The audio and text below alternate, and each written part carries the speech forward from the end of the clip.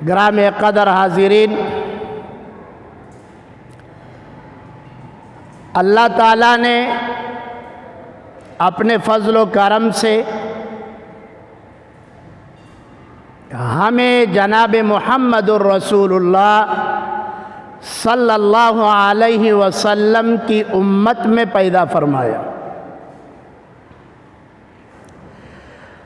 آپ علیہ الصلاۃ والسلام کی نبوت اور رسالت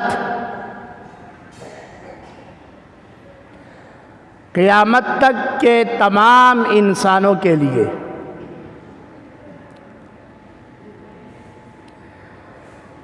اور نبی کو اللہ تعالیٰ جو دنیا میں بھیجتے ہیں تو ایک نبی سر تاپا وہ خیر ہی خیر ہوتا ہے، تمام برکات کا جامع ہوتا ہے، تمام کمالات اس کو اللہ کی طرف سے عطا شدہ ہوتے ہیں۔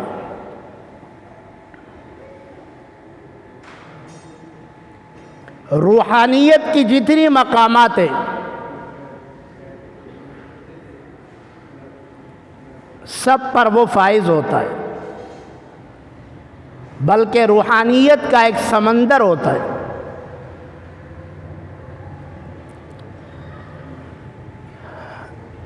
ایک عام مومن بندہ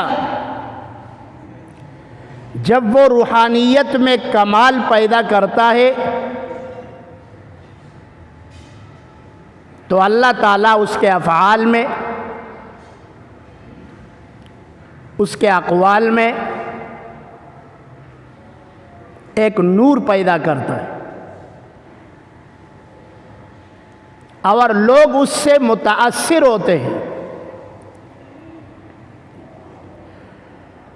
دعائیں لیتے ہیں، زیارت کرتے ہیں۔ تو پھر نبی کا کیا مقام ہوگا اور کیا شان ہوگی؟ اور پھر نبی بھی سید الانبیاء ہو، جناب محمد الرسول اللہ صلی اللہ علیہ وسلم۔ اس لیے آپ علیہ السلام کا انتخاب اللہ تعالیٰ نے اس زمانے کے لیے کیا کہ جو زمانہ جاہلیت کے اعلیٰ پیمانے پر تھا، جس کو قرآن نے جاہلیت ہی سے تعبیر کیا۔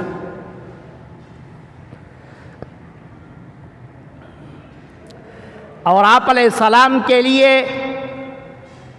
نسب کا انتخاب، خاندان کا انتخاب،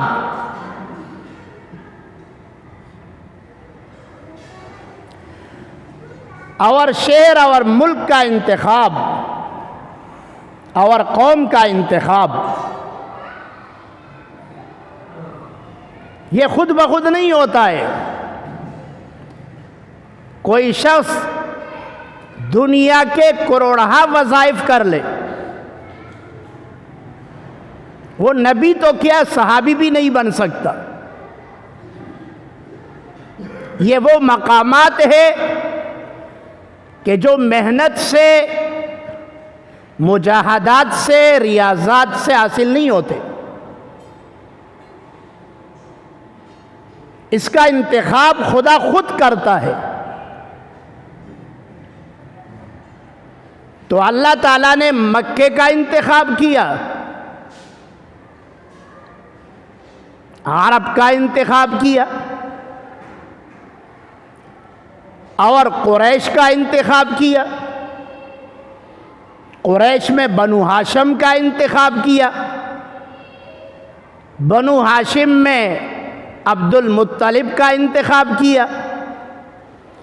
اور عبد المطلب کے 10 بیٹوں میں حضرت عبداللہ کا انتخاب کیا۔ اور دنیا جہاں کی کروڑہا عورتوں میں اللہ تعالیٰ نے اپنے حبیب کے لیے حضرت سیدہ آمنہ کا انتخاب کیا۔ یہ انتخاب اللہ کا ہے۔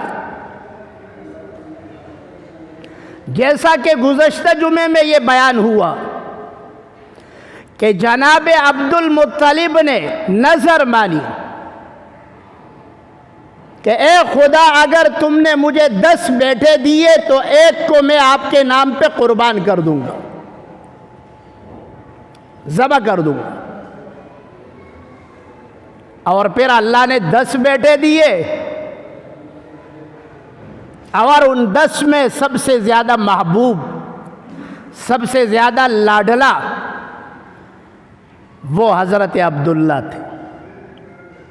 جو سب سے آخر میں پیدا ہوئے۔ اب جب قرآن نکالا تو عبداللہ کا نام آیا، تو قریش نے کہا کہ ذبح نہیں کرو، کیونکہ یہ تو ایک رسم پھر پڑ جائے گی۔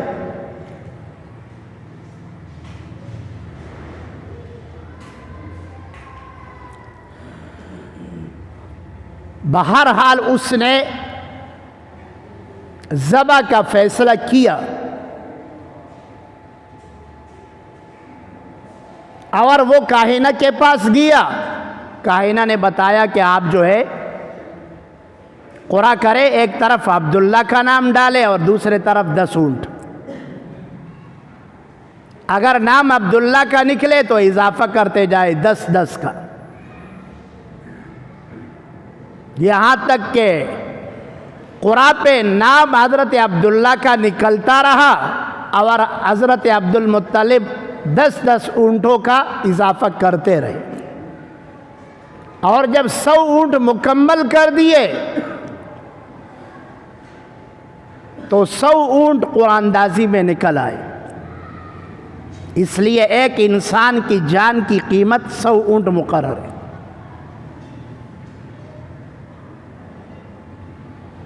اب 100 اونٹ قربان کر دیے، عبداللہ بچ گئے۔ اب دیکھو نام ہی ایسا پیارا رکھا ہے، اللہ کا بندہ۔ آپ علیہ السلام کے والد کا انتخاب خدا نے کیا، والدہ کا انتخاب بھی خدا نے کیا۔ حضرت عبداللہ بڑے خوبصورت تھے، اور کیوں خوبصورت نہ ہو کہ جس ہستی کو اللہ تعالی اس کے بیٹے ہونے کا شرف بخشتے ہیں، وہ ہستی کل کائنات کی حسین ترین ہستی ہے، تو ان کا والد کیسے حسین نہیں ہوگا؟ حضرت عبداللہ نوجوان ہے، سفر پہ جا رہے مدینہ منورہ، راستے میں ایک خاتون نے دیکھا، ان کے پیشانی میں ایک نور چمک رہا تھا، اور وہ نور جناب محمد الرسول اللہ صلی اللہ علیہ وسلم کا تھا۔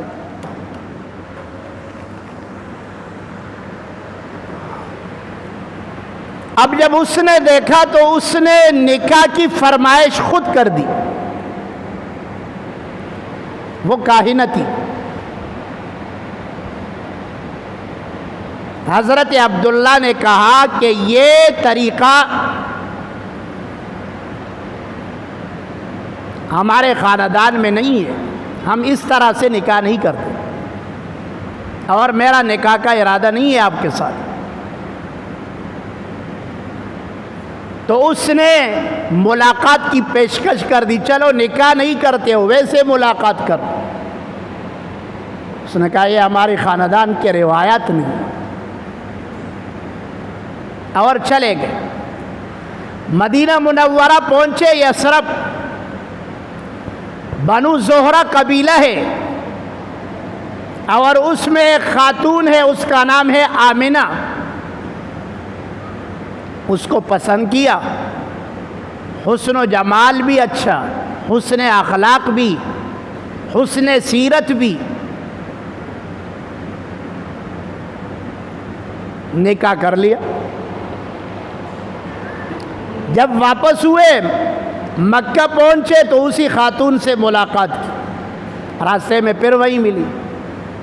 کہا عبداللہ جب جا رہے تھے تو ایک نور تھا، پیشانی میں چمک رہا تھا، اب نظر نہیں آ رہا۔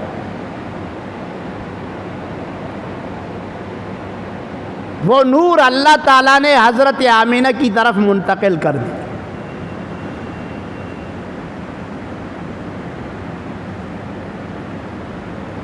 اور چند مہینے گزرے تو حضرت عبداللہ تجارت کی غرض سے سفر پہ نکلے شام کے لیے۔ بیوی سے کہا میں سفر پہ جا رہا ہوں لیکن جلدی آؤں گا، اور جب قافلے کی جنکار کو سنے، اونٹوں کی جنکار، تو پھر باہر نکلنا اور میرا انتظار کرنا، اور میں تیرے لیے قیمتی تحفے اور ہدایہ لاؤں گا۔ انسان کی جب نئی شادی ہوتی ہے تو محبت بھی بڑی خوب ہوتی ہے۔ اب حضرت آمینہ پریشان ہے، غمگین ہے، حضرت عبداللہ چلے گئے۔ شام کے سفر سے واپس ہوئے، یثرب آئے اور وہاں ٹھہر گئے، بیمار ہو گئے۔ قافلہ وہاں سے نکل پڑا، مکہ مکرمہ پہنچا، حضرت آمینہ انتظار کرتی رہی، قافلہ تو آ گیا، عبداللہ نہیں آئے۔ قافلے والوں سے جناب عبد المطلب نے پوچھا تو انہوں نے کہا کہ عبداللہ بیمار ہے، یثرب میں ہے، اپنے سسرال میں۔ حضرت عبد المطلب نے بڑے بیٹے حارث کو بھیجا، وہ یثرب پہنچا، معلومات کی، بتایا گیا کہ عبداللہ تو بیمار ہوا، چند دن بیمار رہا اور انتقال کر گیا۔ نابغہ کے مقام پر اس کا قبر ہے۔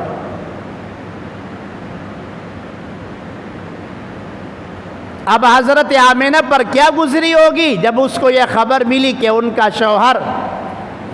18 سال کی عمر میں دنیا سے رخصت ہوا۔ یہ تاریخ ہے میرے اور آپ کے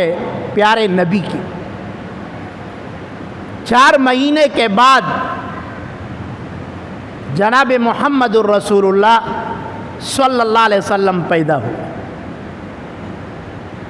اپنے والد کے انتقال کے 4 مہینے کے بعد۔ کون آتا ہے دنیا میں؟ وہ جو پوری دنیا کے لیے آسرا ہے، عدل و انصاف کا پیکر ہے، مظلوموں کا ساتھی ہے، یتیموں کا سرپرست ہے۔ خود دنیا میں اس حال میں آتا ہے کہ ان کا والد ان کے پیدائش سے پہلے انتقال کر جاتا ہے، اور وہ یتیمی کی حالت میں دنیا میں آتا ہے۔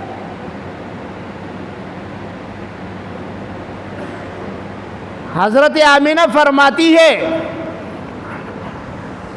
مجھے بعد میں پتہ چلا کہ میرا حمل ہے، نہ مجھے کوئی تکلیف ہے، نہ مجھے کوئی پریشانی ہے۔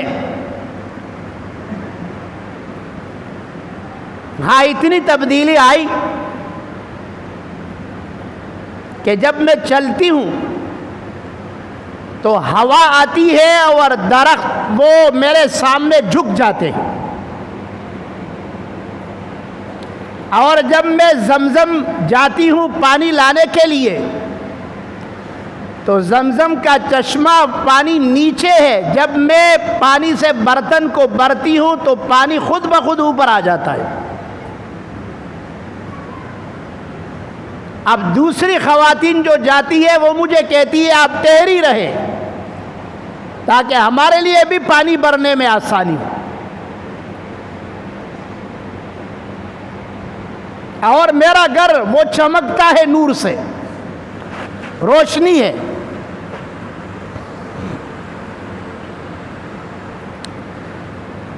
اب کیوں نہ ہو، میں نے پہلے بتا دیا، ایک عام انسان اگر وہ ریاضت اور مجاہدات کرے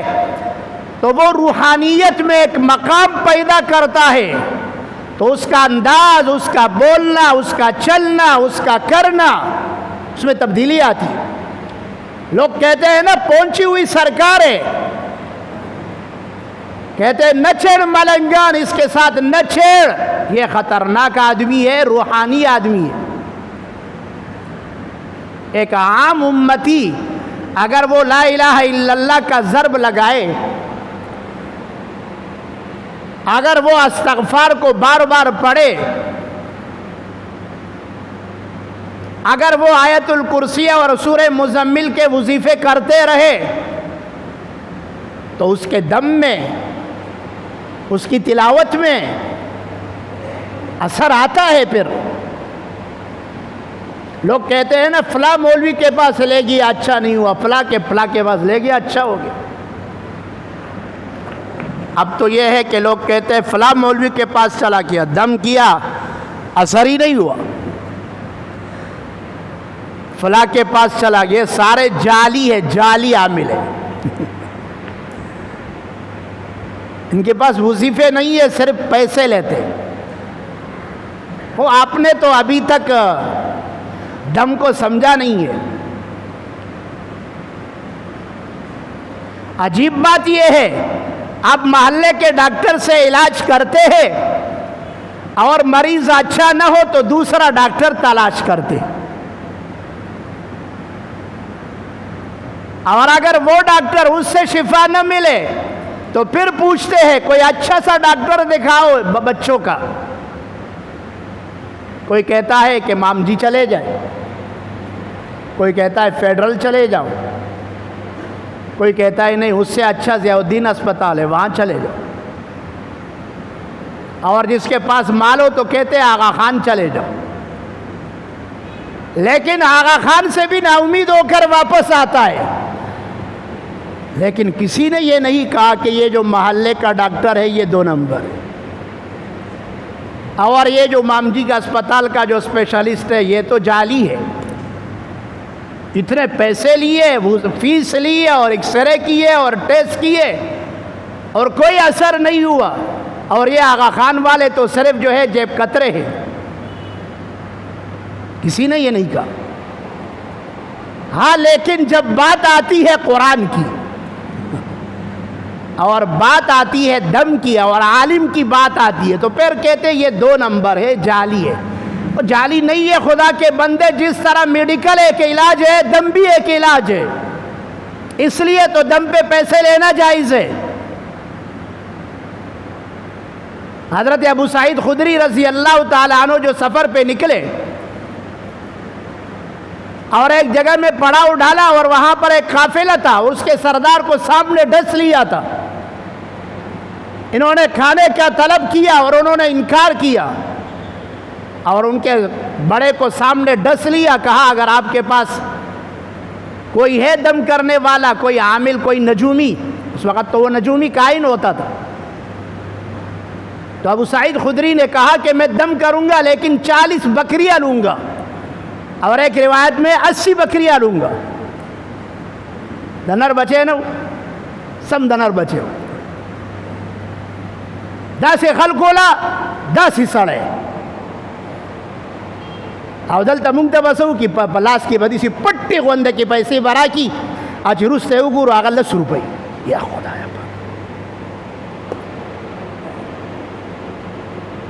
او خبرې بسکې مریض دې حقیقي نه جنات دی پی الکه ظالم جنات دی پی، جنات علاج د چا پلار کولای شي، آسان کار دی، او وای جادو دی پی او مولای صاحب ته والا تعویذ وکړه مولای صاحب ځان په اور کې واچي تعویذ والا وکي دم والا وکي د جناتو مقابله او د جادو مقابله مولای صاحب واخلي هغه ورته مخه میدان ته هغه مخامخ کا بیا مولای صاحب د مولا بادر په اودس کې به پاتې کېږي 4 غنټې به په اودس کې بیا او وظیفې به کوي ځکه چې ته بچ کړې د ظالم نه کنه هغه خو ظالم دی که جادوګر دی که جن دی ته بچ کړې او ستا جنګ یې په خپل سر واخیستو او تعالی الله شفا درکړه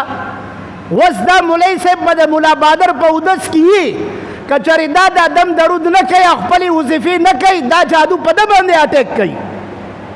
خلک وایي مولای صاحب لیونی شو مولای صاحب نه لیونی کېږي دا هغه د جادو اثرات دي چې هغه منتقل کېږي هغه به خپل حصار به کوي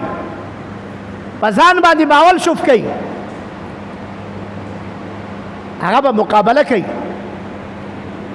بیا که په هغه اثر نه کېږي د هغه په اولاد به اثر کېږي څوک به پکې لیوني شي په چا به اثرات د جناتو راشي او څوک به مستقل بیماران شي په ډاکټرانو به یې ګرځوي ته څه خبرې تا خو 100 روپۍ ورکړې او لاړې عیش ماش کوه خپل ته د هغه د ژوند نه څه خبرې او په لاس کې ورته 100 روپۍ کېده وه داسې دی لکه تا چې کشمیر فتح کو او په دې مولای صاحب د ډېر غټ احسان دې کړی دی 100 روپۍ بیړه دې چپه شه او دغه مولای صاحب ته دې خو اوس کنځلې او خیرې نه شم کولی په منبر ناست یم وایي چې ورانه ده د مولا دا زمونږ د لاسه ورانه ده ځان نه م کار کتلی دی څه ضرورت دی د دم داسې نالایقو خلکو له څوک دم کوي او داسې نااهله خلکو له څوک دم کوي د زرو قدر وایي د زرګر سره یې هغه سار الله فاروقي وایي د زرګر تندرخړه سیسه نه د ښځې سره یې سړیا او ټیم به ټیم به نه ګورې ښه که مولای صاحب درته په لار کې میلاویږي وایي شوف کوه که په بازار کې میلاویږي وایي زما دا مسله ده که په محراب کې د ماشوم به یې په غی کې راغېستی مولای صاحب نه دی دا د ټول کلي نوکر دی دا او نوکر نه دی د ټول کلي ماسی ده ماسی داسې نااهله خلکو له داسې نالایقو خلکو له الله دې چېرته داسې مولای صاحب ور نه کړي چې هغه په دم کې اثر وي بیا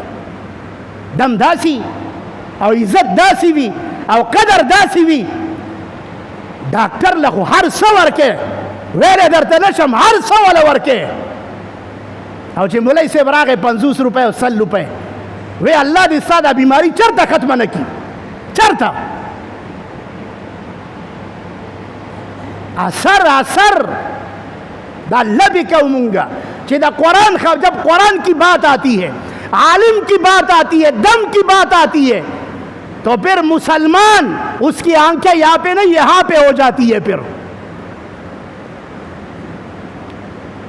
ابو سعید خدری رضی اللہ تعالیٰ عنہ نے کہا 80 بکریاں لوں گا 80 بکریاں نن ملیان پیدا شو سو کوئی پدم پہ وہ بیڑا دے خدا ستا ہم چپک یہ مولا ستا دا لا صدا ټول شی وران دے خو چې په کم ځای کې ګورې د غولو مخ دی او مولا پکې رادانګي نور سکاری نشته جایز دی ناجایز نکاح دی وکړو پیسې ناروا دی وکړه الکه دا ډمه چې دا دومره پیسې اخلي نو نرشه ووایه ورته که نه ناروا ده ستا په محله کې واده دی او ښه نامي ګرامي سړی دی او واده کوي او سندرغاړي راوستي دي او ډمانې راوستي دي او ډمې غږی لګیا دی صوباړې وله راچئ او ټوله شپه مسلمانان تی چې دی نو بې حاله دي اے مولای صاحب ته نرشه که نه د زمري زړه واخله او بیا په منبر باندې ودرېږه ووایه نوم یې واخله چې خدای دې تباه کړه دا خلک دې ټول تباه و برباد کړه نو هلته خو د ځان نه پیشو جوړه کړي بیا مې کې د ځان نه سپی جوړه کړي لکۍ وهي چې دا خان او دا ملک او دا مخاور سړی د ده واده دی ماله به تې څه خیر راشي الله دې ستا دا لالچ تباه و برباد کړي ستا د لاسه ټول ملیان تباه و برباد کړي دا چا ورانه کړې دا مونږ پخپله ورانه کړې ده یہ بات میں اس پر کر رہا تھا کہ آپ علیہ السلام کی والدہ کہتی ہے چشمے پہ میں جاتی ہوں پانی اوپر آتا ہے میں جاتی ہوں، ہوا آتی ہے درختوں کو جھکا دیتی ہے میرے سامنے، اور کمرہ جو ہے وہ منور ہو جاتا ہے۔ تو اب بہت سارے ایسے فلسفی ہوں گے، وہ کہیں گے یہ کون سی باتیں ہیں، وہ داستان وس خبری نہ دی نا کہ ہر شے پر مادہ باندھے تلے، ہر ایک چیز کو آپ مادے سے تولتے ہیں، ہر ایک چیز کو آپ عقل سے پرکھتے ہیں، یہ آپ کا کام نہیں ہے، آپ کے بس کا، یہ آپ کے کھیل کا میدان نہیں ہے۔ یہ ان لوگوں کے لیے ہے جس کا دل ایمان سے منور اور معطر ہے، جو رسول خدا پر ایمان رکھتے ہیں، جو اللہ کی قدرتوں پر ایمان رکھتے ہیں۔ دنیا کے مادے کو مانتے ہو کہ ایک سائنسدان نے ایک لوہے کو اٹھا کر کتنے ٹن اور کتنے من لوہا وزنی ہے، اس کو وہ ہوا میں اڑا سکتا ہے، سمندر پہ چلا رہا ہے، یہاں سے وہ راکٹ کو بھیجتا ہے خلا میں، اس پر تو آپ کا ایمان ہے۔ اور جب آتی ہے بات کرامت کی تو آپ ہیلے اور بہانے کرتے ہیں، وہ عقل وہ عقل کے بچے، یہ عقل کی بات نہیں ہے، یہ ایمان کا مسئلہ ہے۔ اور فرماتی ہے جب آپ علیہ السلام کی پیدائش ہوتی ہے تو میں نے ایک آواز سنی، خطرناک آواز، جس سے میں ڈر گئی، اور پھر میرے سامنے ایک پیالہ پیش ہوا جس میں یہ دودھ کی طرح ایک شربت تھا۔ جب میں نے وہ شربت پی لیا تو وہ سارا خوف اور وہ گھبراہٹ وہ ختم ہو گئی، اور اللہ تعالیٰ نے اس کے آنکھوں سے پردے ہٹا دیے، اور اس نے دیکھا کہ آسمان سے کوئی مخلوق آ رہی ہے، اور ان کے ہاتھوں میں کوزے ہیں سونے کے، اور دیکھتی ہے کہ پرندے ہیں، اور ان کے چونچے وہ سونے کی ہے، اور ان کے پنجے یاقوت اور زمرد کی ہے۔ میں نے ان کو دیکھا، علماء نے لکھا ہے وہ جو آسمان، اس نے آواز سنی پیدائش کے وقت، وہ آسمان کے دروازہ کھلنے کی آواز تھی۔ اللہ تعالیٰ نے آپ علیہ السلام کی پیدائش کے وقت آسمان کے دروازوں کو کھول دیا، اور اس کھولنے سے جو آواز پیدا ہوئی وہ آواز حضرت آمینہ نے سنی، اور وہ مخلوق جس کے ہاتھوں میں کوزے تھے، لوٹے تھے، وہ فرشتے تھے جو آپ علیہ السلام کو غسل دینے کے لیے آئے تھے، جنت کا پانی لا کر، اور وہ پرندے وہ بھی فرشتے تھے، وہ آپ علیہ السلام کی حفاظت کے لیے اللہ نے بھیجے۔ حفاظت، جتنا آپ کے پاس دولت بڑھیا ہوگی نا تو اس کے ڈاکو اتنے ہی زیادہ ہوتے ہیں یا نہیں؟ غریب آدمی سے کوئی چوری کرتا ہے، اس کو پتہ ہے اس کے گھر میں کیا ہے، اس گھر پہ ڈاکہ پڑتا ہے کہ جس گھر میں سونا ہو، جتنا زیادہ مال ہو۔ تو کائنات کا سب سے مالدار ترین انسان وہ جناب محمد الرسول اللہ صلی اللہ علیہ وسلم تھے، زمین و آسمان کے بادشاہ تھے، سب کچھ اللہ نے ان کو دیا تھا، سب کچھ، وہ چاہتے تو سب کچھ لے سکتے تھے۔ اب ان کی حفاظت فرشتے نہیں کریں گے تو کون سی مخلوق کرے گی؟ جب محمد الرسول اللہ کی پیدائش کے وقت ان کی حفاظت کا انتظام نہ کیا جائے تو کیا دنیا میں کوئی اور ہستی ہو سکتی ہے کہ جس کی حفاظت کا اس طرح انتظام کیا جائے؟ یہ صرف محمد الرسول اللہ صلی اللہ علیہ وسلم کی ذات تھی۔ اور جب پیدائش ہوئی تو فارس جو بڑی طاقت تھی، کسرا کے محل کے 14 کنکریاں اس محل سے ٹوٹ کر گر پڑی، وہ پریشان ہوا، اور صبح جب آیا اور اپنے کابینہ کے ساتھ بیٹھا تو اس وقت جو ہے ان کا جو بڑا نجومی تھا وہ آیا، اور اس نے کہا کہ رات کو میں نے خواب دیکھا، اور خواب میں نے دیکھا کہ عرب کی طرف سے کچھ لوگ آ رہے ہیں، اور وہ ریگستانوں اور صحراؤں کو پار کر کے وہ فارس میں داخل ہوتے ہیں، اور اس کو یہ اطلاع ملی کہ فارس کا جو آتش کدہ تھا، جو ہزاروں سال سے جل رہا تھا اور اس میں اس میں وہ آگ کبھی بجھی نہیں تھی، کہا صبح کے وقت وہ آگ بجھ گئی۔ یہ آپ علیہ السلام کی ولادت کی نشانیت ہے، نہ ماننے کی اس میں کوئی وجہ نہیں ہے۔ جب آپ کو آپ علیہ السلام کا مقام معلوم ہوگا، اور پہلے میں نے جو ہے اس کی وضاحت کر دی، تو آپ چیخ چیخ کر کہیں گے یہ ساری باتیں اگر محمد الرسول اللہ صلی اللہ علیہ وسلم کی ولادت پر نہ ہو تو کوئی اور ہستی ہو ہی نہیں سکتی کہ جس کی ولادت پہ اتنا کام ہو جائے۔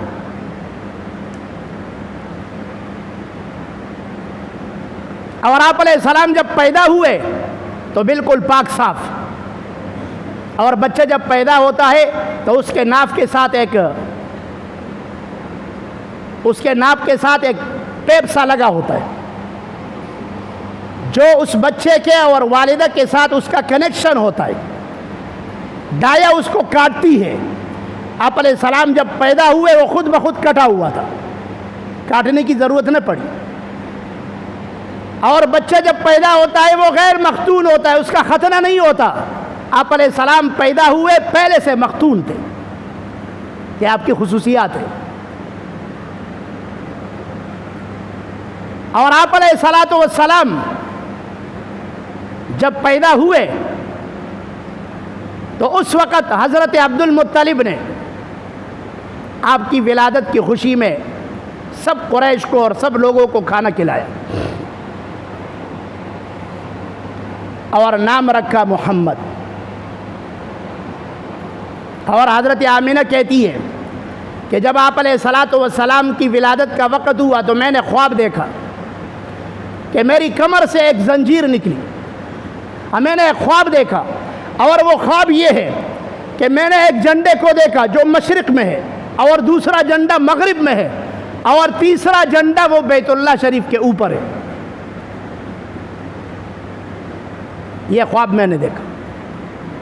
علماء لکھتے ہیں اس کی تعبیر یہ تھی کہ آپ علیہ السلام کی پیدائش کے بعد آپ نبی ہے اللہ کے، آغاز کریں گے بیت اللہ شریف سے خدا کی مشن کا، اور اللہ اس کو پہنچائے گا مشرق تا مغرب۔ قل یا ایھا الناس انی رسول اللہ الیکم جمیعا، میں تمام انسانوں کے لیے رسول۔ اور جناب عبد المطلب نے خواب دیکھا کہ ایک زنجیر میری کمر سے نکلی، اور وہ لمبی ہوتی گئی یہاں تک کہ شمال اور جنوب اور مغرب اور مشرق تک پہنچ گئی۔ اور تھوڑی دیر کے بعد اس نے ایک درخت کی شکل اختیار کی، اور اس کے جو ہے وہ شاخیں نکل آئی، اور چاروں کونوں میں، دنیا کے چاروں کونوں میں انسان اس کے ساتھ لگے ہوئے اس کو پکڑا ہوا ہے۔ اور میرے قریش کے بہت سارے لوگ ہیں، انہوں نے بھی پکڑا ہوا ہے اس درخت کے شاخوں کو۔ اور کچھ لوگ قریش کے ایسے ہیں کہ جو اس درخت کو کاٹنے کے لیے آگے بڑھتے ہیں کہ اس درخت کو کاٹ ڈالے، لیکن ایک خوبصورت انسان ان کے سامنے آتا ہے اور ان کو دفع کرتا ہے، ان کو دور کرتا ہے۔ یہ ساری خوابیں جو ہے وہ آپ علیہ السلام کی نبوت کی ہے کہ آپ کا دین مشرق مغرب شمال جنوب میں پھیلے گا۔ اور قریش نے اس درخت کو کاٹنے کی کتنی کوشش کی، آپ علیہ السلام کو قتل کرنے تک جو ہے انہوں نے کوشش کی۔ والذی ارسل رسولہ بالہدی ودین الحق لیظہرہ علی الدین کلہ، اللہ نے آپ علیہ السلام کو بھیجا ہے تاکہ حق کو اللہ غالب کر دے۔ اللہ نے وہ نبی ہمیں عطا کیا۔ پیر کے دن آپ کی ولادت ہوئی، اور صحیح قول کے مطابق 8 ربیع الاول کو آپ کی ولادت ہوئی۔ مشہور قول ہے وہ 12 ربیع الاول ہے، اور وفات آپ کی 12 ربیع الاول کو ہوئی ہے۔ اختلاف تو ہے، تاکہ کوئی جو ہے اس دن کو جشن نہ منائے، یقینی نہ بنائے۔ اور آپ علیہ السلام ہر ہفتے میں 2 دن روزہ رکھتے تھے، پیر کے دن اور جمعرات کے دن۔ اور یہ بات یقینی ہے کہ پیر کے دن آپ کی ولادت ہوئی ہے۔ اگر آپ جشن مناتے ہیں تو پیر کے دن تو آپ علیہ السلام نے روزہ رکھا ہے۔ جشن اور روزہ جمع نہیں ہوتا، جب روزہ ہوتا ہے تو روزہ ہوتا ہے، اور جب روزے کے بعد افطار آتا ہے اس کو عید کہتے ہیں۔ عید کے دن پھر روزہ نہیں ہوتا ہے، تو آپ کیسے جشن مناتے ہیں؟ کہتے ہیں 12 ربیع الاول عید میلاد النبی۔ یہ اپنے طرف سے جو ہے اضافات ہے، یہ اپنے طرف سے بنایا ہوا دین ہے، اس کا آپ علیہ السلام کے ساتھ کوئی تعلق نہیں ہے۔ آپ علیہ السلام کی ولادت وہ سعادت ہے پوری کائنات کے لیے پورے انسانوں کے لیے اور پورے جنات کے لیے، ملائک کے لیے، حیوانات کے لیے، وما ارسلناک الا رحمتا للعالمین، اللہ نے آپ کو رحمت بنا کر دنیا کے لیے بھیجا۔ اللہ رب العزت آپ علیہ السلام کی عشق اور محبت ہمیں نصیب فرمائے اور آپ کی سیرت کو اپنانے کی توفیق عطا فرمائے۔ وآخر دعوانا ان الحمد للہ رب العالمین۔